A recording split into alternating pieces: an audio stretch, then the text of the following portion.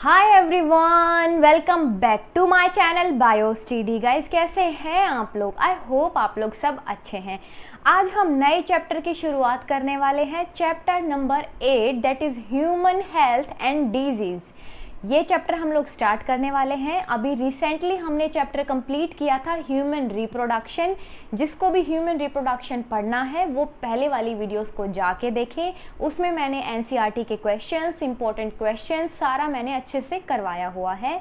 और हाँ, चैनल को सब्सक्राइब कर लें। अगर आप लोगों को वीडियो अच्छी लगती है लाइक करें, शेयर करें, जितना हो सके शेयर करिए आप लोग, और बायोस्टडी फैमिली का हिस्सा बने। स्टार्ट करते हैं ह्यूमन हेल्थ एंड डिजीज से।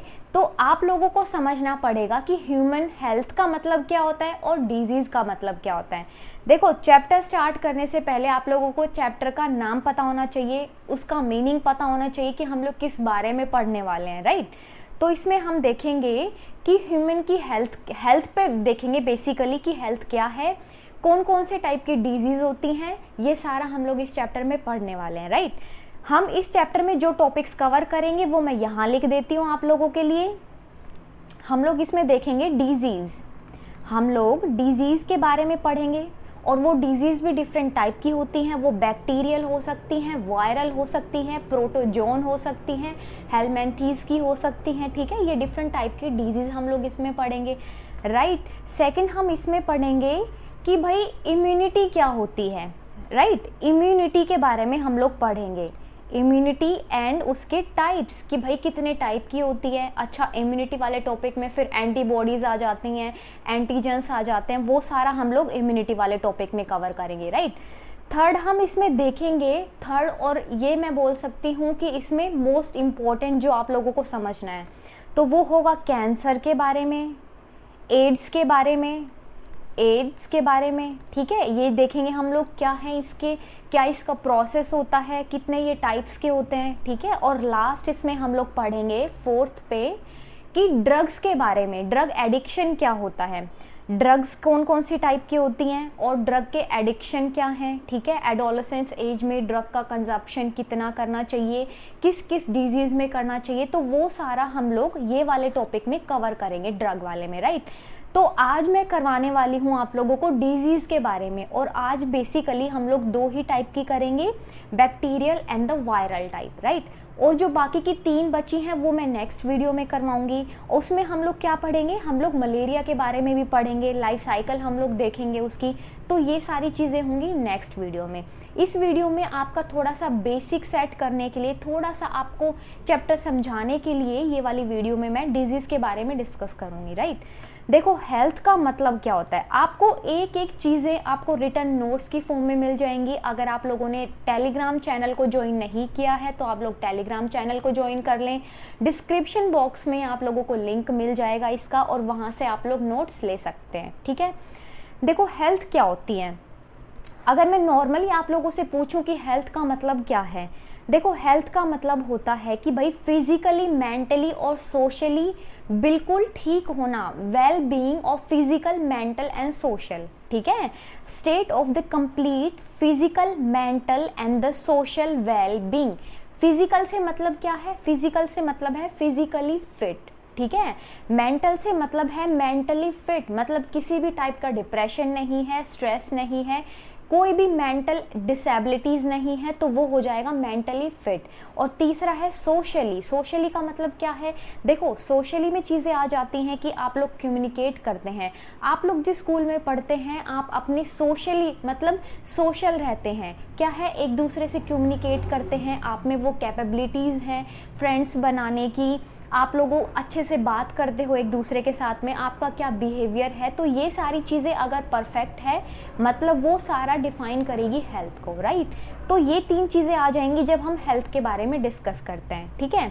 डिजीज़ का मतलब क्या होता है, डिजीज़ का मतलब अगर नॉर्मल लैंग्वेज में बोलूँ तो कोई भी टाइप की बीमारी या फिर बीमार होना, ठीक है, तो वो कंडीशन हो जाएगी disease. A disease can be defined as any condition that may lead to discomfort, distress, health problems। देखो, ये एक वो स्टेट होती है जिसमें एक इंडिविजुअल डिस्कम्फर्ट फील करता है, ठीक है, मेंटली उस पर स्ट्रेस हो जाता है, और तीसरा क्या है, बहुत सारे हेल्थ इश्यूज अराइज हो जाते हैं। तो उस चीज़ को हम लोग बोल देते हैं कि डिजीज़ है। तो डिफरेंट टाइप की डिजीज़ होती हैं, वायरल डिजीज़, बैक्टीरियल डिजीज़, तो ये सारी किस कैटेगरी में आती हैं? डिजीज़ की कैटेगरी में आती हैं। कोई भी एक पर्सन है वो बिल्कुल फिट है मेंटली, सोशली एंड फिजिकली, तो वो हो जाएगा उसकी हेल्थ।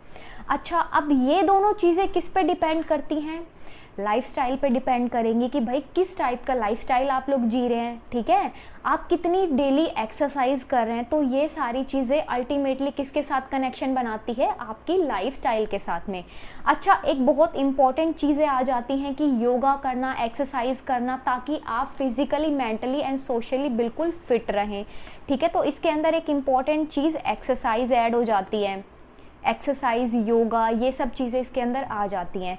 अपना लाइफस्टाइल आप किस तरीके से जी रहे हैं, भाई आपका लाइफस्टाइल अगर ख़राब होगा तो डिफरेंट टाइप की डिजीज़ डेवलप होनी स्टार्ट हो जाएंगी, ठीक है। और हाँ, डिजीज़ से बचा जा सकता है, डिफरेंट प्रॉब्लम से बचा जा सकता है अगर आप अपने शेड्यूल को, अपने रूटीन को बेहतर बना लें, ठीक है। ये आप लोगों को समझ में आया।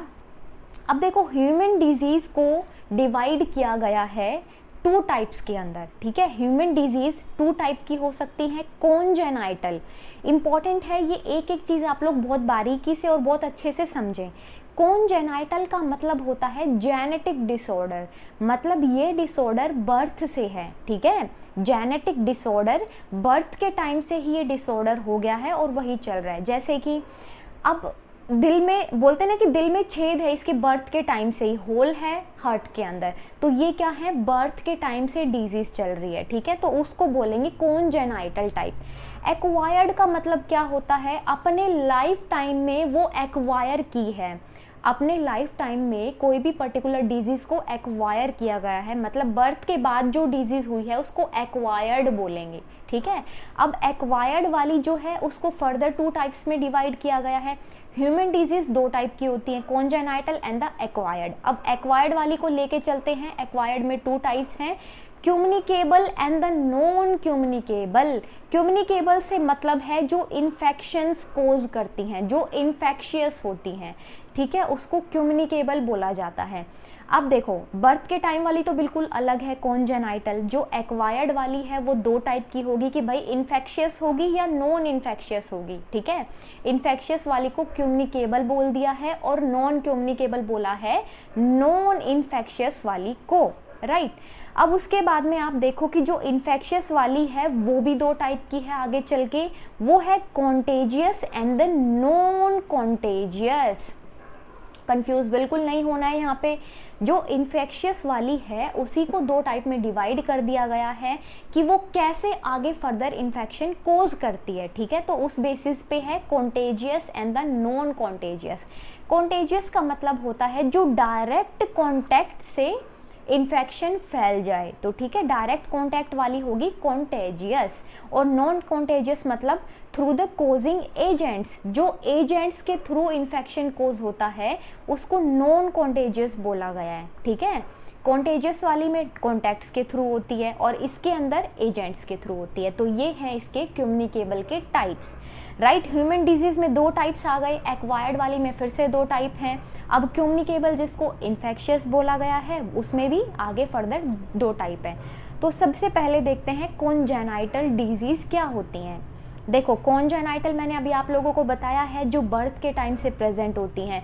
These disease which are present since the birth के टाइम से चल रही हैं, मतलब जैसे कि कोई जेनेटिक एबनॉर्मेलिटी है या फिर कोई माल फंक्शनिंग हुई है एक ऑर्गन में, किसी भी बॉडी के किसी भी ऑर्गन में अगर फंक्शनिंग प्रॉपर नहीं है तो वो चीज़ें क्या आ जाएंगी? कॉन्जेनाइटल डिजीज, बर्थ के टाइम से है, ठीक है। अब है दूसरे टाइप का है एक्वायर्ड डिजीज, ये फर्स्ट वाला था, ठीक है।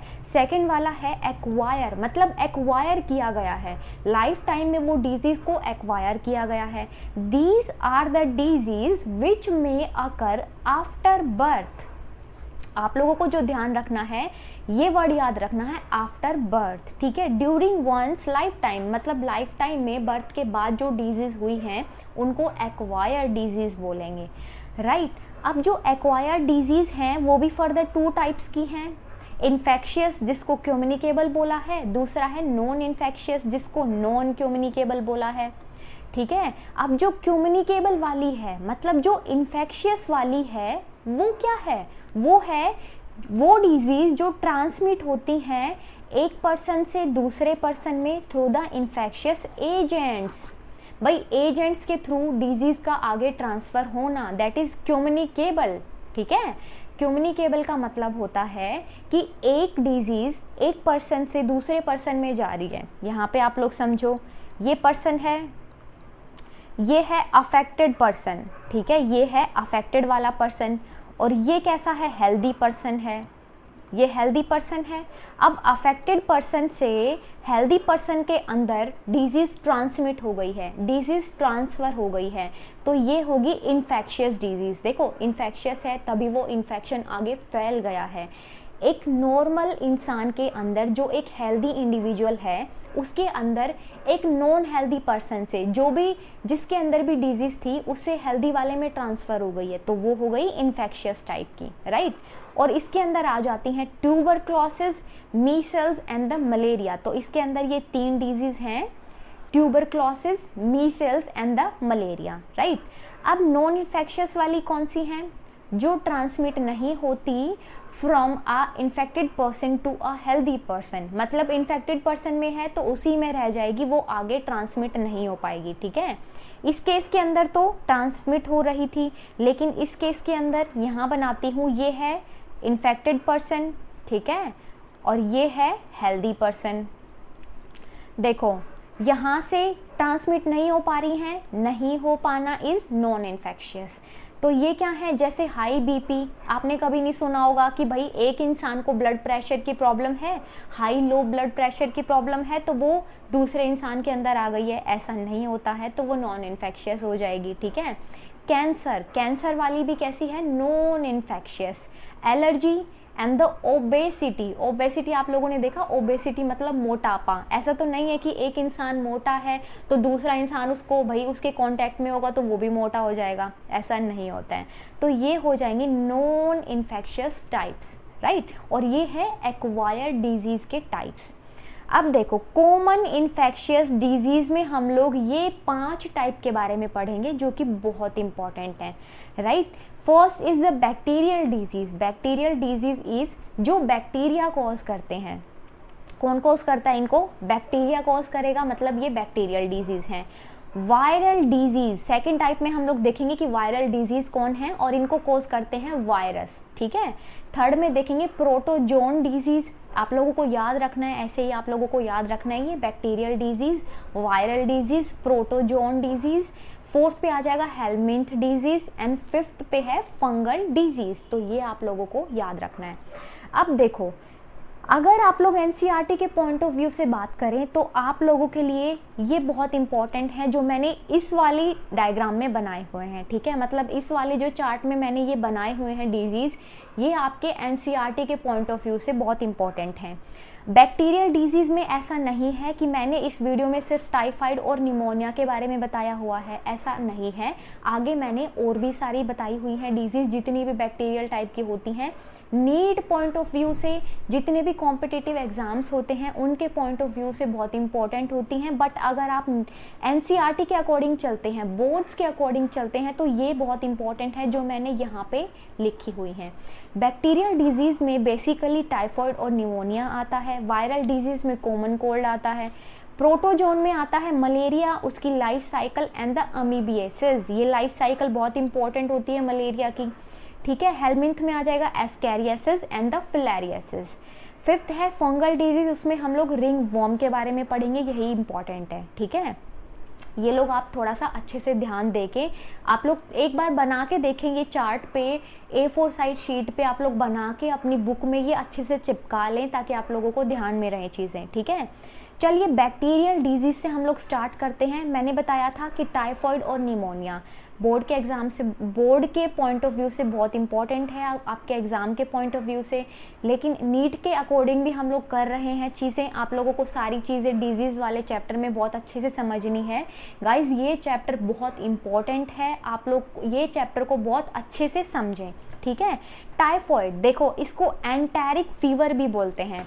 एंटेरिक वर्ड किसको शो करता है, इंटेस्टाइन को, इंटेस्टाइन, ठीक है, इंटेस्टाइन को शो करता है। मतलब क्या है, ये इंटेस्टाइन के थ्रू एंटर करता है।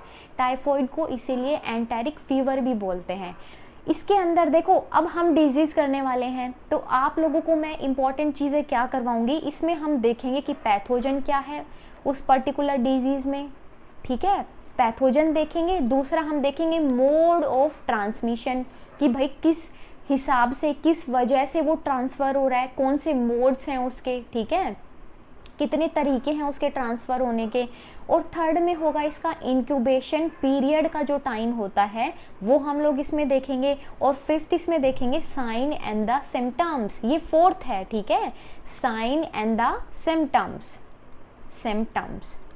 तो ये चीज़ें हम लोग डिजीज़ के बारे में देखेंगे। तो टाइफॉइड का हम लोग पैथोजन देखते हैं, साल्मोनेला टाइफी। टाइफी क्या है, टाइफी मतलब ये एक ऐसे टाइप का बैक्टीरिया होता है जो टाइफॉइड को कोज करता है, ठीक है। तो आप लोग क्या करो, अभी एक पेज ले लो और उसके बाद में आप बैक्टीरियल डिजीज़ लिखना स्टार्ट कर दो।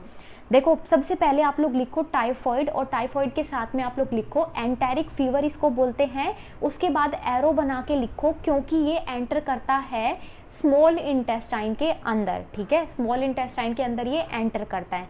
अब नीचे आप लोग लिखो कि इसका मोड क्या है ट्रांसमिशन का। पैथोजन आपने लिख लिया, आप लोगों को समझ में आ गया। उसके बाद में आप ट्रांसमिशन का मोड लिखो कि ये फूड और वाटर के थ्रू एंटर करता है in the small intestine. Intestine word है, इसीलिए एंटेरिक फीवर भी बोलते हैं, ठीक है। अब देखो, फीवर है तो मैं आगे अब इसमें बताने वाली हूँ कि जो इसके सिम्टम्स हैं उसमें फीवर भी आता है, और फीवर भी कैसा होगा, हाई फीवर होगा, ठीक है। एक वर्ड है, उसी में सारी चीज़ें छुपी हुई हैं, आप लोगों को बस थोड़ा सा पैथोजन का ध्यान रखना है, ठीक है। Salmonella typhi is the pathogen, enter करेगा स्मॉल इंटेस्टाइन में। मोड क्या होगा, फूड के थ्रू और वाटर के थ्रू, ठीक है। इंक्यूबेशन पीरियड, इंक्यूबेशन पीरियड का मतलब क्या होता है, ये डिजीज डेवलप होती है 1 to 3 वीक्स। मतलब क्या है इस बात का, देखो आप लोगों को मैं एक नॉर्मली बताती हूँ। जैसे कॉमन कोल्ड होता है, आपको जुकाम होता है, ठीक है, कॉमन कोल्ड होता है, उसमें क्या होता है, आपको फर्स्ट डे से शुरू हो जाता है, ठीक है, और वो 7 डेज तक चलता है। आप नॉर्मली ऐसे बोलते हो ना यार कि कॉमन कोल्ड हो गया 4-5 दिन, तो अब ये परेशान करेगा, ठीक है।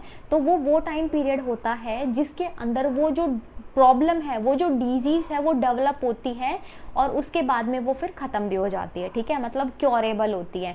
आप एंटीबायोटिक्स लेके आप उसको क्योर कर लेते हो, राइट। तो इंक्यूबेशन पीरियड वो वाला पीरियड है, इसका होगा 1 to 3 वीक्स, मतलब 1 से लेके 3 वीक्स तक में ये प्रॉब्लम डेवलप होती है, और ये प्रॉब्लम चलती है इतने टाइम तक, ठीक है, टाइफॉइड वाली। अब देखो इसके sign and symptoms, enteric fever है तो मतलब हाई फीवर होगा। कितना हाई फीवर होगा, 39 to 40 डिग्री सेल्सियस तक ये जाएगा, ठीक है। इसके अंदर देखो फीवर है, ऑब्वियसली आप लोगों को पता है कि फीवर है तो वीकनेस लगेगी।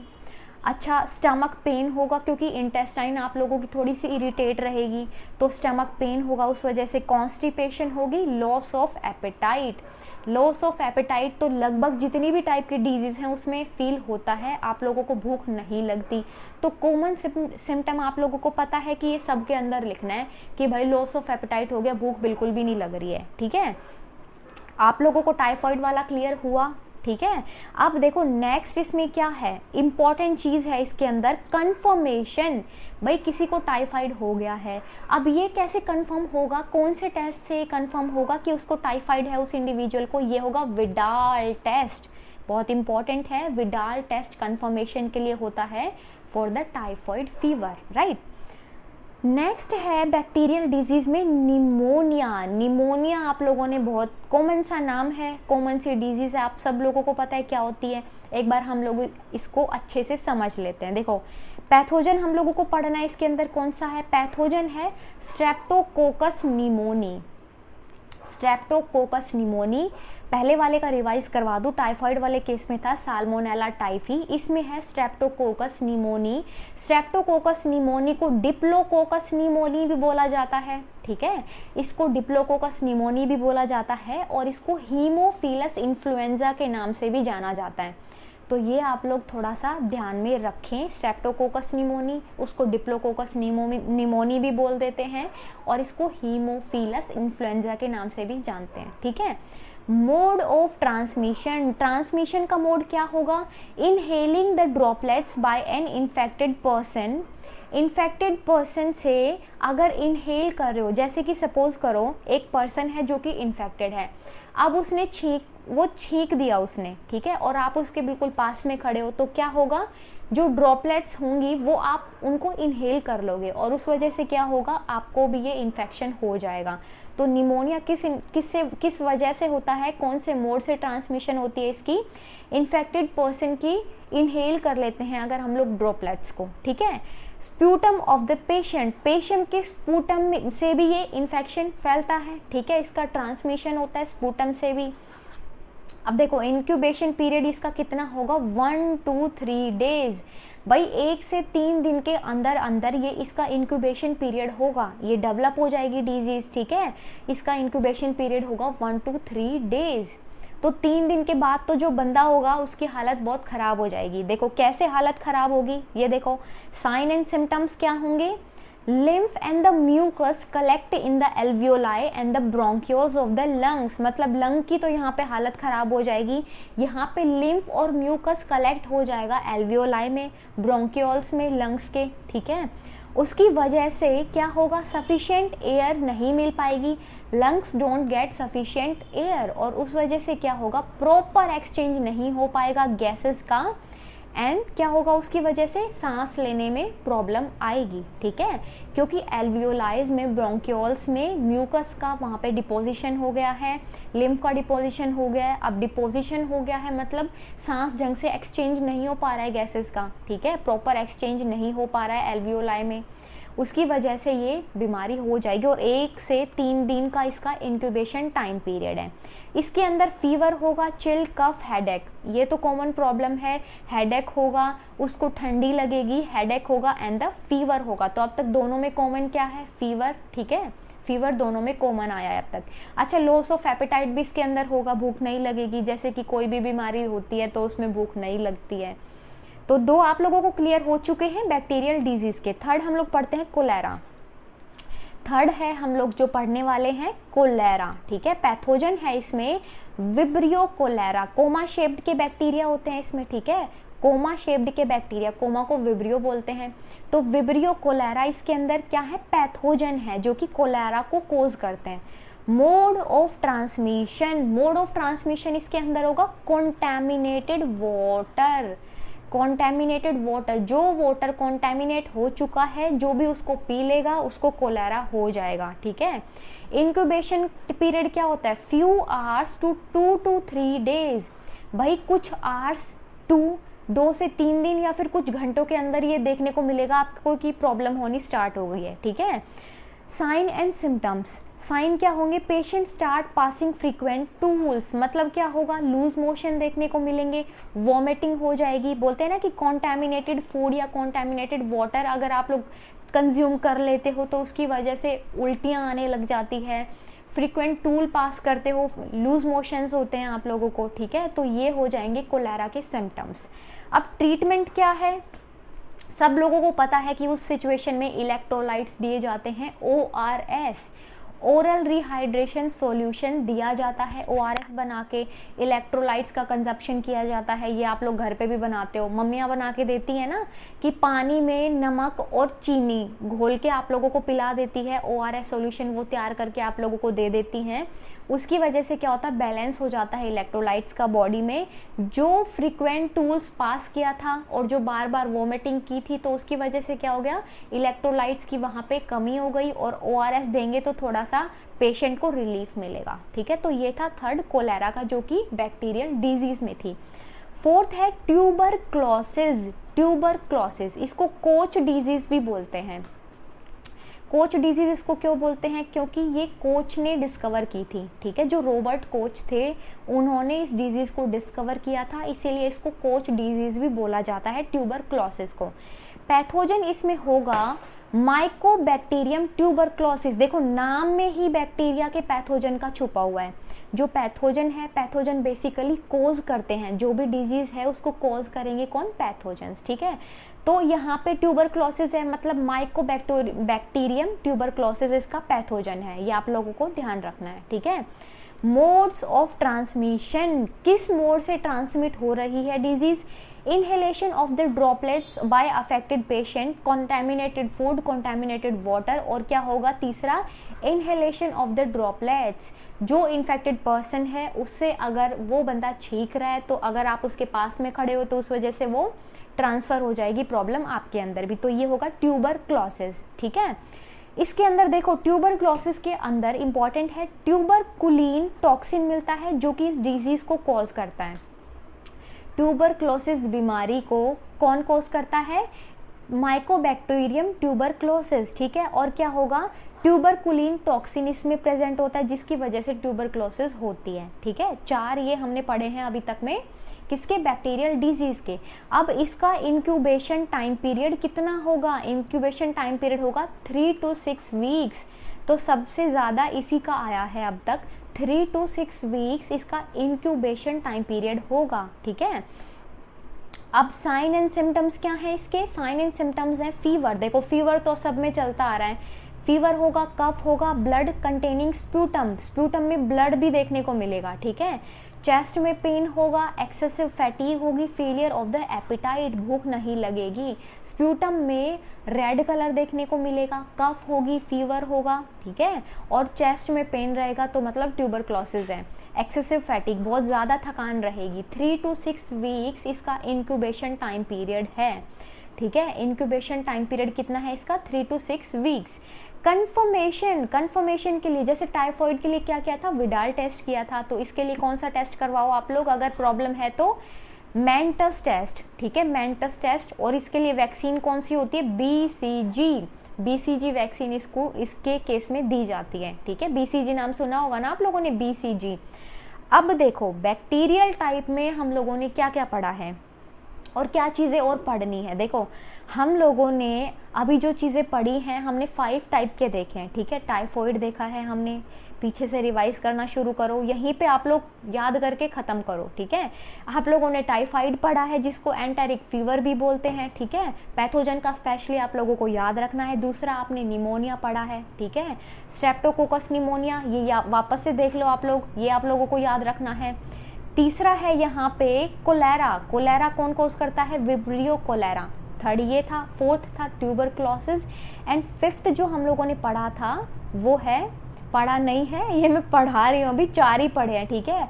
फिफ्थ है डिप्थेरिया, फिफ्थ में है डिप्थेरिया। अब इसका जो पैथोजन होगा वो होगा कोर्नीबैक्टीरियम डिप्थेरिया, ये याद रखना है, कोर्नीबैक्टीरियम डिप्थेरिया, ये इसका पैथोजन होता है। इंक्यूबेशन टाइम पीरियड इसका 2 to 5 डेज होता है। 2 to 5 डेज होगा मतलब ये बैक्टीरिया इस टाइम में अच्छे से ग्रो कर जाएंगे, मल्टीप्लाई कर जाएंगे 2 to 5 डेज में। इसके लिए जो टेस्ट किया जाता है उसको सिक टेस्ट बोलते हैं, सिक टेस्ट किया जाता है इसके केस में। उसके बाद में 6th नंबर पे हम लोग पढ़ रहे हैं वूपिंग कफ, वूपिंग कफ, इसको पर्ट्यूसिस भी बोला जाता है, पर्ट्यूसिस, बोर्डीटेला पर्ट्यूसिस, ये इसका पैथोजन है, बोर्डीटेला पर्ट्यूसिस इसका पैथोजन है, ठीक है। इंक्यूबेशन टाइम पीरियड होगा 10 to 16 डेज का, ये इसका इंक्यूबेशन टाइम पीरियड है। अच्छा कल वाली जो वीडियो आएगी उसमें मैं क्या आप लोगों को अच्छे से ये पहले वाला पार्ट रिवाइज कराऊंगी और उसके बाद में जो बाकी की बची हुई डिजीज़ के टाइप्स हैं वो करवाने वाली हूँ, ठीक है। तो आप लोग चैनल को प्लीज़ अभी सब्सक्राइब कर दें। अच्छा दूसरा ये है कि कल मैं टेबल की फॉर्म में ये सारी आप लोगों को, देखो अभी क्या है ना, आप लोगों को एक एक चीज़ें बहुत अच्छे से समझनी है, ठीक है। कल मैं टेबल की फॉर्म में आप लोगों को सारा अच्छे से समझा दूंगी ताकि आप लोगों के लिए बहुत ईजी हो जाए हर डिजीज़ को याद करना, ठीक है। उसके बाद में है एंथ्रेक्स, ट्यूबरक्लोसिस हम लोग कर चुके हैं। 7th पे है एंथ्रेक्स, इसका पैथोजन है बैसिलस एंथ्रेकस, ये इसका पैथोजन है, ठीक है। बैसिलस एंथ्रेकस, बैसिलस क्या है, टाइप होता है बैक्टीरिया का, ठीक है। बैसिलस एंथ्रेकस, एंथ्रेक्स का पैथोजन है, एंथ्रेक्स प्रॉब्लम का, एंथ्रेक्स डिजीज का, प्रॉब्लम नहीं डिजीज, ठीक है। Comes from the animal to human, animals को कहाँ से ये लग जाती है ये डिजीज, सॉरी एनिमल्स किसको करते हैं, ह्यूमंस को ये डिजीज़ कॉज करते हैं, ठीक है। तो एनिमल से ह्यूमंस के अंदर जा रही है एंथ्रैक्स, ठीक है, एंथ्रैक्स। अच्छा, उसके बाद में है टेटनस। टेटनस क्या है, लोक जो क्यों बोलते हैं इसको टेटनस को देखो, अगर आप लोगों का हाथ वाथ कट जाता है, अगर कहीं पे भी मतलब हाथ कट गया तो बोलते हैं ना कि टेटनस की हो जाएगी, आप लोगों को इंजेक्शन लगवाना पड़ेगा। तो वो क्या होता है बेसिकली, लोक जो इसको इसलिए बोला जाता है, जो मसल्स होती हैं वो इसके अंदर बहुत ज़्यादा टाइट हो जाती है, टाइटनिंग इन द जो मसल्स देखा जाता है, उसकी वजह से इसका नाम लोक जो भी पड़ा, ठीक है, लोक जो इसको बोला जाता है। इसका जो एजेंट है, इसका जो पैथोजन है वो है क्लोस्ट्रीडियम टेटानी। क्लोस्ट्रीडियम टेटानी कोज करता है टेटनस को, ठीक है। इंक्यूबेशन टाइम पीरियड इसका क्या है, 3 to 25 डेज, 3 से 25 दिनों के अंदर ये देखने को मिलेगा। अब क्या होगा, वहाँ पे जहाँ पे भी कट लगा है वहाँ पे वाउंड क्योर नहीं होगा, ठीक है, वहाँ पे बहुत ज़्यादा स्वेलिंग देखने को मिलेगी, जो भी टेटनस जिसको हो जाती है। तो ये सारी चीज़ें सिम्टम्स देखे जाते हैं। 3 to 25 days incubation time period है। इस टाइम पीरियड में मल्टीप्लाई करते हैं बैक्टीरिया, ग्रो होते हैं, ठीक है। तो ये था हम लोगों ने, ये 8 हम लोगों ने पढ़ी है बैक्टीरियल डिजीज़, ठीक है, 8 हम लोगों ने बैक्टीरियल डिजीज़ पढ़ी हैं।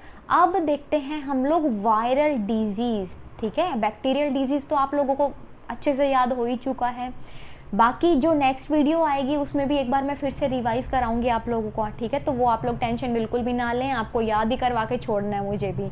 वायरल डिजीज़ में क्या है, देखो वायरल डिजीज़ जो वायरस से कोज होती हैं, कौन कोज करता है इसको, वायरस, ठीक है, वायरस से होने वाली डिजीज़ को वायरल डिजीज़ बोला जाता है। इसके अंदर हम लोग क्या क्या पढ़ेंगे, इसके अंदर हम लोग देखेंगे कि कितने टाइप्स की है, ये कितने टाइप की डिजीज़ हैं, ठीक है। तो देखो ये टाइप हैं इसके टाइप हैं टोटल 16 टाइप्स हैं इसके, ठीक है, 16 टाइप की डिजीज़ हैं ये। मैं आप लोगों को एक बार बता देती हूँ, जो 6 हैं स्टार्टिंग की, जो मैं आप लोगों को स्टार्टिंग की 6 पढ़ाने वाली हूँ, ये आपके एनसीईआरटी मतलब एग्ज़ाम, बोर्ड एग्ज़ाम के पॉइंट ऑफ व्यू से बहुत इंपॉर्टेंट है। बाकी की भी मैं एक बार अच्छे से करवा दूंगी आप लोगों को, ताकि आप लोग नीट के क्वेश्चंस आप लोग जब भी सॉल्व करो, प्रैक्टिस करो या फिर एग्ज़ाम हो तो आप लोगों को प्रॉब्लम ना हो, ठीक है। देखो फर्स्ट में आएगा पोलियो को पोलीमाइलिटीज़ एंड द इन्फेंटाइल पैरालिसिस भी बोलते हैं, ठीक है। पोलियो आप लोगों ने सुना है ना नाम, पोलियो, पैथोजन इसका होगा एंटेरोवायरस या फिर उसको पोलियो वायरस भी बोलते हैं, पोलियो वायरस। देखो पोलियो को कॉज कौन करेगा, पैथोजन उसका कौन होगा, पोलियो वायरस, ठीक है। मोड ऑफ ट्रांसमिशन का मोड क्या होगा, फीकल ओरल रूट, मतलब क्या है, वाया एलिमेंट्री कैनाल के थ्रू ये एंटर करता है। क्या करेगा, वहाँ पे ये मल्टीप्लाई करेगा और ब्रेन तक पहुँच जाएगा, किसके थ्रू, ब्लड के थ्रू। एलिमेंट्री कैनाल में क्या करेगा, ये एंटर करेगा, वहाँ पे ये मल्टीप्लाई करेगा, ये वायरस मल्टीप्लाई करेगा वहाँ पे, उसके बाद में वो ब्रेन में मतलब नर्वस सिस्टम में एंटर करेगा, ठीक है, नर्वस सिस्टम में एंटर करेगा ब्लड के थ्रू, ब्लड स्ट्रीम के थ्रू एंटर करेगा नर्वस सिस्टम में, ठीक है। तो ऐसे करके मतलब नर्वस सिस्टम को कहीं ना कहीं ये बहुत ज़्यादा अफेक्ट करता है पोलियो वायरस, ठीक है। पोलियो वायरस नर्वस सिस्टम को बेसिकली अफेक्ट करता है, ठीक है। और ये इसका मोड ऑफ ट्रांसमिशन क्या है, faecal oral route, right.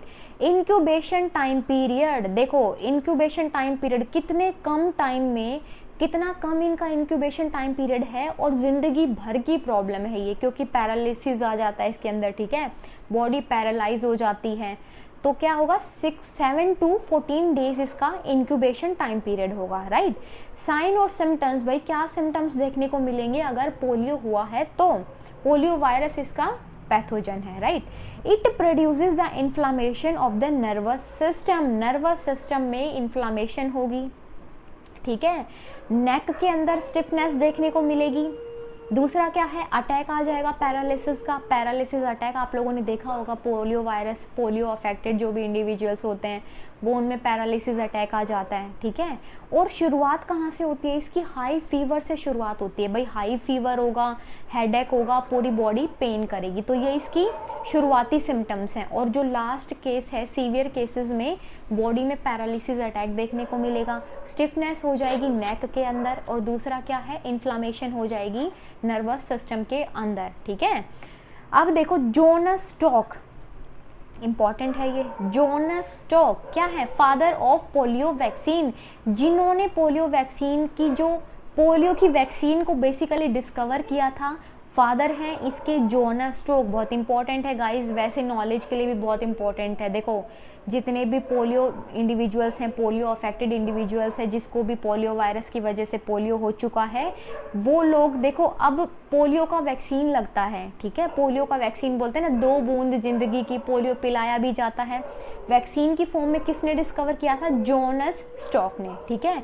Sabin atoll ये क्या है? इन्होंने प्रिपेयर किया ओरल वैक्सीन, 2 बूंद जिंदगी की, मतलब ओरल वैक्सीन OPV इन्होंने डिस्कवर किया साबिन एटॉल ने, ठीक है।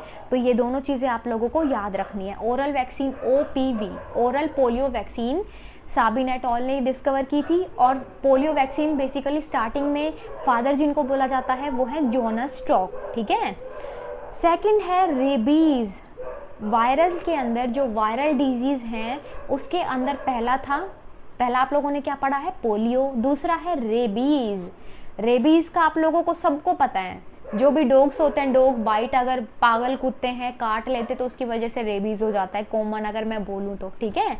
देखो पैथोजन इसका होता है रेबीज वायरस, नाम में ही है, पैथोजन तो सारे नाम से ही जुड़े हुए हैं, ठीक है। रेबीज वायरस, अब बैक्टीरिया है तो आगे बैक्टीरिया लग गया है, वायरस है तो वायरस लग गया, तो रेबीज वायरस इसका पैथोजन होगा। हाइड्रोफोबिया क्यों बोला जाता है? रेबीज पेशेंट्स को हाइड्रोफोबिया क्यों होता है? देखो इसके अंदर एक बेसिक सिम्टम यही देखा जाता है कि पानी से बहुत ज़्यादा डर लगता है, फियर ऑफ वाटर। हाइड्रोफोबिया उन पेशेंट्स के अंदर देखा जाता है, ठीक है, तो इसलिए इसको हाइड्रोफोबिया के नाम से भी जानते हैं। अब मोड्स ऑफ ट्रांसमिशन आप लोग देखो क्या है भाई, सबको पता है कि अगर रैबिड, मतलब जो भी मैड डॉग्स होते हैं उनको रैबिड बोलते हैं। रैबिड का मतलब क्या है? जो जिनके अंदर भी रेबीज होती है, रेबीज इन्फेक्टेड डॉग्स को रैबिड बोला जाता है, ठीक है। रैबिड का मतलब है rabies infected dogs, right. Mad dogs जो भी पागल है, पागल कुत्ते जिसको है, मतलब मैड डॉग्स जिसको बोला जाता है, और अगर उनको रेबीज है वो अगर काट लें तो रेबीज की डिजीज ज़रूर से लग जाती हैं, ठीक है। मतलब ज़रूर से रेबीज़ की जो डिजीज़ होगी, ये जो रेबीज़ का वायरस होगा ये आपके अंदर आ जाएगा। बाइट ऑफ जैकॉल्स, वॉल्स, कैट्स, अगर ये इन्फेक्टेड हैं और अगर इन्होंने काट लिया तो आपको भी रेबीज़ हो जाएगा। इंक्यूबेशन टाइम पीरियड क्या है इनका? 10 days to 1 year। इस टाइम पीरियड के बीच में ये रेबीज़ की प्रॉब्लम कभी भी आप लोगों को शो हो जाएगी, मतलब उसके सिम्टम्स कभी भी आप लोगों को दिख जाएंगे 10 दिन से 1 ईयर, ठीक है। 10 days to 1 year, इस बीच में ये प्रॉब्लम अगर कभी भी होती है, देखो कभी कभी क्या होता है ना, इंक्यूबेशन टाइम पीरियड का मैं आप लोगों को एक चीज़ बताती हूँ। कभी कभी क्या होता है कि कोई भी डिजीज़ है, ठीक है, कोई भी डिजीज़ अगर बॉडी में डेवलप हो रही है तो एक ऐसा टाइम पीरियड आता है, एक ऐसा फेज़ आता है जहाँ पे वो डिजीज़ इनएक्टिव हो जाती है। मतलब जहाँ पे जो डिजीज़ आपकी बॉडी में अभी आपकी बॉडी में हो रही थी, ठीक है, आपकी बॉडी में डेवलप हो रही थी, वो एक ऐसा फेज़ आएगा कि वो वहाँ पे इनएक्टिव हो जाएगी। तो वो डिजीज़ आपको आगे लेटर स्टेजेस में कभी भी हो सकती है, कभी भी वो डिजीज़ एक्टिव हो सकती है, ठीक है। तो डिजीज़ का ये एक फंडा है। इंक्यूबेशन पीरियड का इसका कितना होगा? 10 days to 1 year। इस बीच में ये कभी भी इसकी प्रॉब्लम डेवलप हो जाएगी, रेबीज़ की disease. Sign and the symptoms क्या है इसके? फियर ऑफ वाटर, इसीलिए हाइड्रोफोबिया बोला गया है। सीवियर हेडेक होगा, हाई फीवर, तो अभी तक आपने देखा होगा जितनी भी बैक्टीरियल डिजीज थी उसमें भी हाई फीवर है, ठीक है। फीवर क्यों होता है? बॉडी का टेम्परेचर हाई क्यों होता है? क्योंकि देखो कोई भी पैथोजन आपकी बॉडी में आया है, अब बॉडी ने डिटेक्ट कर लिया कि भाई किसी पैथोजन की एंट्री हुई है, ठीक है, कोई भी पैथोजन की एंट्री हुई है, तो टेम्परेचर को रेज किया जाता है, बॉडी टेम्परेचर को रेज करती है, टेम्परेचर हाई हो जाता है ताकि जो पैथोजन है वो किल हो सके, ठीक है। तो फीवर तो कॉमन सिम्टम सबके अंदर बेसिकली देखने को मिलता है। ये एक डिफेंस मैकेनिज्म होता है बॉडी का, राइट, जब भी कोई पैथोजन एंटर करता है। थर्ड है वायरल हेपेटाइटिस। वायरल हेपेटाइटिस, देखो इसको जॉन्डिस के नाम से भी बोला जाता है। It is commonly cold jaundice, jaundice भी इसको बोलते हैं। सिम्टम्स हैं इसके फीवर, भाई फीवर तो सबके सिम्टम्स हैं। Anorexia, nausea, vomiting, epigastric. देखो थकान की फीलिंग होगी, नोजिया रहेगा मतलब कहीं ना कहीं चक्कर आएंगे आपको, ठीक है, थकान रहेगी, चक्कर आएंगे, वॉमिटिंग टाइप का आप लोगों को लगेगा, बोलते हैं ना मन सा घबरा रहा है, तो वो वाली चीज़ें आप लोगों को देखने को मिलेगी। एपिगैस्ट्रिक, देखो एपिगैस्ट्रिक क्या मतलब है इसका, जो आपके डायफ्राम है, डायफ्राम के नीचे वाला पार्ट और एब्डोमेन के ऊपर वाला पार्ट। एपिगैस्ट्रिक का मतलब होता है अपर एब्डोमेन, मैं यहाँ लिख देती हूँ अपर एब्डोमेन, तो वहाँ पे पेन हो जाएगा, वहाँ पे पेन होगा और वहाँ पे डिस्कम्फर्ट फील होगा, ठीक है। Pain in muscles and joints, joints और मसल्स में पेन होगा, जो अपर एब्डोमेन का एरिया है उसके अंदर पेन होगा, डिस्कम्फर्ट फील होगा, नोजिया होगा, वॉमिटिंग टाइप का आप लोगों को फील होगा। तो ये सारे सिम्टम्स हैं हेपेटाइटिस के। अब इसके अंदर 5 टाइप्स के हेपेटाइटिस हैं यहाँ पे, ABCDE, ठीक है। G टाइप का भी होता है लेकिन मैंने यहाँ पे आप लोगों को नहीं बताया है, ठीक है। ये यहाँ पे इम्पॉर्टेंट है, ABCDE, ये 5 यहाँ पे बहुत इम्पॉर्टेंट है, ठीक है। अब 5 टाइप के हैं, देखो जो डी वाला है उसका मोर्टेलिटी रेट हाई होता है, हेपेटाइटिस डी का मोर्टेलिटी रेट हाई होता है, तो ये आप लोग ध्यान रखना, ठीक है। हेपेटाइटिस डी टाइप में मोर्टेलिटी मतलब डेथ रेट यहाँ पे बहुत ज़्यादा हाई होता है, ठीक है। ई जो टाइप होगा हेपेटाइटिस का, वो प्रेग्नेंट लेडीज़ में अगर है तो क्या होगा, pregnant women's have high mortality, उसकी वजह से मोर्टेलिटी रेट प्रेग्नेंट वुमेन्स का हाई हो जाता है, तो ये होगा ई टाइप में, ठीक है। 5 टाइप के हैं hepatitis, viral hepatitis, viral disease में ये आती हैं। अच्छा 4th है चिकनगुनिया, चिकनगुनिया का फीवर, चिकनगुनिया फीवर आता है ना, चिकनगुनिया फीवर, पैथोजन है इसका चिकनगुनिया वायरस। देखो वायरस वाली टाइप में तो कुछ भी नहीं है, नाम है पीछे वायरस जोड़ दिया, ठीक है। थोड़ा सा आपको बैक्टीरिया का याद रखना है, जैसे बैक्टीरिया का माइकोबैक्टीरियम था, अच्छा स्ट्रेप्टोकोकस निमोनी था निमोनिया का, तो ये आप लोगों को उसमें याद रखना है। अब मोड ऑफ ट्रांसमिशन है इसका by the bite of the aedes aegypti mosquito की बाइट की वजह से, और वो मॉस्किटो कौन सा है, एडिस एजिप्टी, ठीक है। कौन सा, किसका पति, एडिस का, एडिस एजिपति मॉस्किटो के बाइट की वजह से चिकनगुनिया फीवर आ जाता है, ठीक है। तो ये आपको यहाँ पे नाम याद रखना है चिकनगुनिया के केस में, ठीक है। Incubation time period is 3 to 6 days इसका इंक्यूबेशन टाइम पीरियड होता है। साइन एंड द सिम्टम्स क्या देखने को मिलते हैं, फीवर, जॉइंट पेन होगा, कंजक्टिवाइटिस मतलब क्या है इसका, आईज स्वेल करेंगी, आईज रेड हो जाएंगी, आईज के अंदर पेन होगा, कंजक्टिवाइटिस, ठीक है।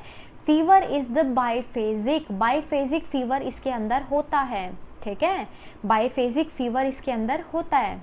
बाइफेजिक का मतलब क्या होता है इसमें, बाय फेज, देखो बाय का मतलब होता है 2, फेज का मतलब होता है फेज, तो एक डिजीज में 2 फेज होते हैं, जैसे कि कोरोना वायरस के केस में होता है, उसमें भी वो भी बायफेजिक फीवर उसके अंदर होता है। देखो मैं आप लोगों को बताती हूँ ये होता क्या है। बायफेजिक फीवर इज बेसिकली जिसके अंदर 2 फेज हैं, पहले वाले फेज में क्या हुआ, हाई फीवर हुआ, उसके बाद में फीवर नॉर्मल हो गया, मतलब क्या हुआ, हाई फीवर हुआ, उसके बाद में टेम्परेचर कम हो गया, ठीक है। अब दूसरा फेज स्टार्ट होगा सेम डिजीज का, उसमें भी क्या होगा, एलिवेशन इन द टेम्परेचर, मतलब एकदम से टेम्परेचर फिर से राइज होगा, सेकंड वाले फेज में फिर से टेम्परेचर राइज होगा, ठीक है। तो ऐसे करके इसके 2 फेज होंगे, पहले वाले फेज में भी टेम्परेचर राइज होगा, फिर उसके बाद में नॉर्मल हो जाएगा, अब सेकंड फेज स्टार्ट होगा, उसमें फिर एकदम से टेम्परेचर राइज होगा, ठीक है। तो ये हो जाता है बाईफेजिक। कोरोना वायरस के केस में भी बाईफेजिक फीवर देखने को मिलता है, ठीक है। 5th पे आता है डेंगू फीवर, इसको ब्रेक बोन फीवर बोलते हैं। ब्रेक बोन फीवर क्यों बोला जाता है, देखो ऐसा होता है कि बोन को ब्रेक कर दिया गया है, उतना पेन इसमें होता है, ठीक है। डेंगू फीवर में क्या होता है, कोई हड्डी टूट जाती है ना, इतना पेन इसके अंदर होता है कि मतलब मसल्स जॉइंट्स इतनी खतरनाक तरीके से पेन करते हैं, तो इसीलिए उसको ब्रेक बोन फीवर भी बोला जाता है, ठीक है। पैथोजन इसका है फ्लेवी राइबो वायरस, ये आपको इंपॉर्टेंट है, याद रखना है, फ्लेवी राइबो वायरस ये इसका पैथोजन है, ठीक है। इंक्यूबेशन पीरियड का मतलब है स्टूडेंट्स, आप लोगों को मतलब तो पीछे ही पता है कि इंक्यूबेशन का मतलब 3 to 8 डेज में ये प्रॉब्लम कभी भी दिख जाएगी, ठीक है, कभी भी ये प्रॉब्लम डेवलप हो जाएगी बॉडी में, मतलब कभी भी 3 to 8 डेज के बीच में कभी भी सिम्टम दिख जाएंगे इसके, ठीक है। इंक्यूबेशन टाइम पीरियड मैं आप लोगों को फिर से बता देती हूँ, इंक्यूबेशन टाइम पीरियड वो टाइम पीरियड होता है जिसके अंदर डिजीज डेवलप होती है और उसके सिम्टम्स दिखने लग जाते हैं, ठीक है, बॉडी के अंदर सिम्टम दिख रहे हैं, मतलब उसका इंक्यूबेशन टाइम पीरियड चल रहा है उस डिजीज का, ठीक है। पैथोजन क्या है इसका, फ्लेवी राइबोवायरस अपने सिम्टम्स दिखा देता है 3 to 8 डेज के अंदर, ठीक है, तो वो होगा इंक्यूबेशन पीरियड। 2 टाइप्स होते हैं डेंगू फीवर में भी, 2 टाइप के होते हैं। अच्छा सिम्टम्स क्या है इसमें, एक तो है क्लासिकल डेंगू फीवर, दूसरा है हीमोरेजिक फीवर। पहला है क्लासिकल डेंगू फीवर, उसमें सिम्टम्स होते हैं high fever, eye pain, muscles and joint pain, loss of sense आप लोगों को मतलब आप कोई भी चीज़ को सेंस नहीं कर पाओगे, टेस्ट नहीं आप लोगों को पता लग पाएगा, और क्या होगा, लॉस ऑफ एपेटाइट, एपेटाइट का लॉस हो जाएगा, भूख नहीं लगेगी। तो ये है क्लासिकल डेंगू फीवर के। और सिम्टम्स होंगे अगर हीमोरेजिक फीवर है, क्या होगा, ब्लीडिंग होगी, मतलब ये सीवियर केस आ गया। जो क्लासिकल है वो नॉर्मल था, अब अगर सीवियर केस हो गया तो उसमें ब्लीडिंग हो जाएगी, bleeding from the nose, mouth and the gums, इनसे ब्लीडिंग हो जाएगी। Severe and the continuous stomach pain, पेट में लगातार दर्द होता रहेगा। फ्रीक्वेंट वॉमिटिंग, बार बार उल्टियां आएंगी। मुंह ड्राई होगा, आपको बहुत ऐसे ड्राई माउथ टाइप का लगेगा, ठीक है। डिफिकल्टी होगी ब्रीदिंग में डिफिकल्टी होगी, ठीक है। क्लासिकल केसेस में क्या था, क्लासिकल केसेस में फीवर था, हाई फीवर था, जॉइंट पेन था, मसल पेन था, आईज में पेन हो रहा था, जबकि इस केस में ब्लीडिंग हो सकती है nose, mouth and the gum से, ठीक है। और उसके बाद में वॉमिटिंग, लगातार वॉमिटिंग होगी, स्टमक पेन रहेगा कॉन्टिन्यूसली, ब्रीदिंग में डिफिकल्टी होगी, सांस लेने में दिक्कतें आएंगी। तो ये है किसका, डेंगू का। अब होगा 6th नंबर पे कॉमन कोल्ड। कॉमन कोल्ड को राइनाइटिस भी बोलते हैं, ठीक है, कॉमन कोल्ड को राइनाइटिस बोलते हैं क्योंकि ये राइनो वायरस की वजह से कोज होता है। राइनो वायरस कोज करता है राइनाइटिस, जिसको कॉमन कोल्ड बोलते हैं। आप लोगों को पता है कि कॉमन कोल्ड नॉर्मली सर्दियों में हो ही जाता है, खांसी जुकाम, ठीक है। पैथोजन है इसका राइनो वायरस, इंपॉर्टेंट है ये, आप लोगों को पूछ सकते हैं एग्जाम में, इंपॉर्टेंट है rhino virus. Virus attack the nose and the respiratory passage but not the lungs. देखो इस केस में वायरस अटैक करते हैं नोज को और रेस्पिरेटरी पैसेज को, ठीक है। इस केस में लंग्स के ऊपर अफेक्ट नहीं होता है, रेस्पिरेटरी पैसेज पे और नोज पे, नोज ब्लॉक हो जाते हैं, ठीक है, और रेस्पिरेटरी पैसेज पे ही ये अपना असर डालता है। मोड होंगे ट्रांसमिशन के, through the inhalation of the droplets from the infected person. Family में एक बंदे को खांसी जुकाम होता है और उस बंदे से पूरी फैमिली में बारी बारी करके सबको हो जाता है, तो किस वजह से, इनहेलेशन हो रहा है ड्रॉपलेट्स का from the infected person, right. इसीलिए बोलते हैं ना कि जब भी आप छींक रहे हो या खांस रहे हो तो मुंह पे हैंकी लगा लो ताकि दूसरा बंदा इससे इन्फेक्ट ना हो, राइट। इंक्यूबेशन टाइम पीरियड इसका होगा 3 to 7 डेज। अभी पीछे वीडियो में मैंने बताया था आपको इसका एग्जाम्पल लेके कि 3 से 7 दिन में इसके सिम्टम्स देखने को मिल जाते हैं, आपको कॉमन कोल्ड की जो डिजीज है वो देखने को मिल जाती है, ठीक है, 3 to 7 days. Sign and the symptoms, ये सब लोगों को पता है, नजल कॉन्जेशन, नजल कॉन्जेशन मतलब नोज ब्लॉक हो जाता है, ठीक है, एक्सेसिव नजल सिक्रीशंस होती है nasal, sore throat and headache, गले में खिचखिच होती है, और क्या होगा, हेडेक, इसके अंदर बहुत सर दर्द करेगा। तो ये है कॉमन कोल्ड की प्रॉब्लम। गाइस जो ये पीछे मैंने 6 करवाई हैं ये बहुत इंपॉर्टेंट है, आप लोग इसको बहुत अच्छे से पढ़ें। अब जो भी स्टूडेंट्स इंटरेस्टेड है और ये वायरल डिजीज पढ़ने में, जिनको भी जो नीट के लिए प्रिपेयर कर रहे हैं, ठीक है, तो एमसीक्यूज वगैरह देखो आगे आपके एग्जाम पैटर्न में एमसीक्यूज भी पूछे जाएंगे, तो ये चीज़ें भी आप लोग अच्छे से पढ़ें। वायरल डिजीज में देखो क्या है, इन्फ्लुएंजा डिजीज को कौन कोज करता है, पैथोजन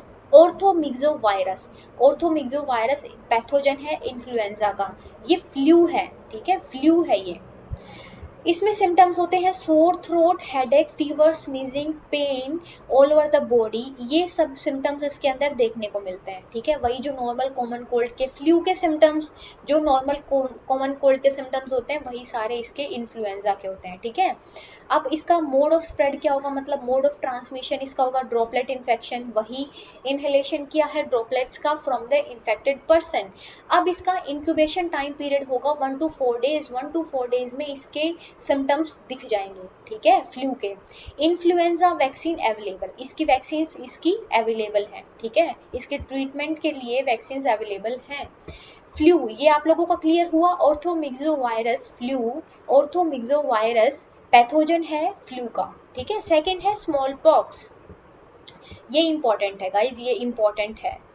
ठीक है, वेरियोला वायरस, वेरियोला वायरस इसका पैथोजन है। It has been eradicated, last case was found in Somalia October 1977, last case Somalia में देखने को मिला था। ईस्ट अफ्रीका, सोमालिया कंट्री है ईस्ट अफ्रीका की, उसमें देखने को मिला था ये लास्ट केस। ठीक है, अक्टूबर 1977 में। इसमें हाई फीवर होता है, small vesicles containing clear fluid on the skin, scars left, देखो स्किन पे स्कार्स बन जाते हैं और जो कि बाद में रह जाते हैं। ठीक है, स्कार्स लेफ्ट। क्लियर फ्लूइड, इसके अंदर क्या होता है, आपकी बॉडी पे स्मॉल वेसिकल्स बन जाते हैं और क्या होगा, उसके स्कार्स बाद में रह जाते हैं। ठीक है, ये भी इन्फेक्शन के थ्रू फैलता है, वही ड्रॉपलेट इन्फेक्शन। और इंक्यूबेशन टाइम पीरियड होगा इसका 12 डेज, 12 डेज में सिम्टम्स देखने को मिल जाएंगे इसके। Vaccine was discovered by the Edward Jenner in 1978, ये इंपॉर्टेंट है गाइज, ये बहुत इंपॉर्टेंट है। वैक्सीन को सबसे पहले डिस्कवर किया था एडवर्ड जेनर ने, और स्मॉल पॉक्स की वैक्सीन सबसे पहले डिस्कवर हुई थी। ठीक है, 1798 में, ये टाइम पीरियड इंपॉर्टेंट है। फर्स्ट स्मॉल पॉक्स की वैक्सीन को डिस्कवर किया था एडवर्ड जेनर ने, राइट। उसके बाद में थर्ड है चिकन पॉक्स। अभी पॉक्स के बारे में देख रहे हैं, तो पहले हमने स्मॉल पॉक्स पढ़ा है, अब हम लोग चिकन पॉक्स पढ़ लेते हैं। इसमें था वेरियोला और इसमें है वेरिसेला। देखो यहाँ पे आप लोग देख रहे हो, वेरिसेला के नाम से भी इसको जानते हैं, इस डिजीज को। Varicella zoster virus, varicella zoster virus, इसमें भी क्या होता है, इसमें भी छोटे छोटे वेसिकल्स बन जाते हैं बॉडी पे। माइल्ड फीवर होता है, रैशेज होता है स्किन पे। ठीक है, scar left, no scar left, मतलब इस पे बाद में कोई निशान नहीं रहता है, बाद में वो रिकवरी हो जाती है। इन्फेक्शन है तो ड्रॉपलेट इन्फेक्शन फैलता है डायरेक्ट कॉन्टैक्ट के थ्रू। इंक्यूबेशन टाइम पीरियड होगा 14 to 21 डेज, इसका टाइम पीरियड होगा। ठीक है, 14 to 21 डेज का। वेरिसेला वैक्सीन इसके लिए अवेलेबल है। वेरिसेला नाम था, नाम है डिजीज का, चिकन पॉक्स को वेरिसेला भी बोला जाता है, और इसकी वैक्सीन किसका नाम है, ये वेरिसेला वैक्सीन है, चिकन पॉक्स की वैक्सीन का नाम, राइट। फोर्थ पे है मम्स, जिसको इन्फेक्शियस पैरोटाइडाइटिस के नाम से भी जाना जाता है। मम्स के नाम से बेसिकली इसको जानते हैं, मम्स। पैरामिक्सो वायरस, इसका वायरस है पैरामिक्सो वायरस। ठीक है, painful swelling of the parotid, salivary glands, both side में सैलिवरी ग्लैंड्स प्रेजेंट होती हैं, उसके अंदर अगर इन्फेक्शन हो जाता है तो उसके अंदर स्वेलिंग हो जाती है, उसकी वजह से मम्प्स डिजीज होती है। ठीक है, ये भी इन्फेक्शन है, ड्रॉपलेट इन्फेक्शन से इनहेल कर लेता है अगर इन्फेक्टेड पर्सन से कोई इंडिविजुअल जो हेल्दी है, तो ये डिजीज कोज हो जाती है, और इसका इंक्यूबेशन टाइम पीरियड है 16 to 18 डेज का। MMR वैक्सीन इसके लिए, मम्प्स की वैक्सीन इसके लिए अवेलेबल है, राइट। फोर्थ पे है मीजल्स, मीजल्स जिसको रोबेला डिजीज भी बोलते हैं, रोबेला वायरस की वजह से होती है। Meselson rubella virus. ठीक है, मीसल्स का जहाँ पे नाम आता है, पैथोजन है उसका रूबेला वायरस, क्योंकि इसको रूबेला डिजीज के नाम से भी जाना जाता है, रोबेला वायरस। रेडिश रैश अपीयरेंस, मतलब बॉडी पे रैशेस देखने को मिलेंगे बिल्कुल रेड कलर के। ठीक है, और पूरी बॉडी पे वो देखने को मिलेंगे, फेस पे, नेक पे और बॉडी पे ये देखने को मिलेंगे रेड कलर के रैशेस। ड्रॉपलेट इन्फेक्शन, और इसका इंक्यूबेशन टाइम पीरियड है 10 डेज का। MMR वैक्सीन इसके लिए अवेलेबल है। ठीक है, रूबेला वायरस, अब रूबेला वायरस क्या कॉज करेगा, रूबेला को, जिसको जर्मन मीजल्स भी बोलते हैं, जर्मन मीजल्स के नाम से भी इसको जाना जाता है, रूबेला वायरस इसको कॉज करता है। ब्राइट रेड रैश, भाई थोड़े से हल्के लाल रंग के रैशेस देखने को मिलेंगे फेस पे, and spread rapidly on the whole body, पहले फेस पे देखने को मिलेंगे और उसके बाद में पूरी बॉडी पे ये स्प्रेड हो जाएंगे। ठीक है, आर्थराइटिस की प्रॉब्लम देखने को मिलेगी। अच्छा, ड्रॉपलेट इन्फेक्शन के थ्रू ये फैलता है। Virus enter into the nasopharynx, जो नेजोफेरिंग्स है मतलब क्या है, नजल और फेरिंग्स, तो इससे ये एंटर करता है ये वायरस, ठीक है। इन्फेक्शन, इसका इंक्यूबेशन टाइम पीरियड होगा 12 to 23 डेज, राइट। और इसके अंदर क्या होगा, जो प्रेग्नेंट वुमेन है उसको ये वैक्सीन नहीं दी जाती, एमएमआर वैक्सीन इसके लिए अवेलेबल है। प्रेग्नेंट वुमेन्स को वैक्सीन नहीं दी जाती, किसकी, रूबेला वायरस की, मतलब रूबेला जो जर्मन मीजल्स है उसकी वैक्सीन नहीं दी जाती है, राइट। उसके बाद में है येलो फीवर, जो कि किस पे है, 7th नंबर पे, येलो फीवर, फ्लेवी वायरस, ये भी इंपॉर्टेंट है। येलो फीवर, हाई फीवर होगा, सडन एकदम से जो टेम्परेचर होगा वो रेज हो जाएगा।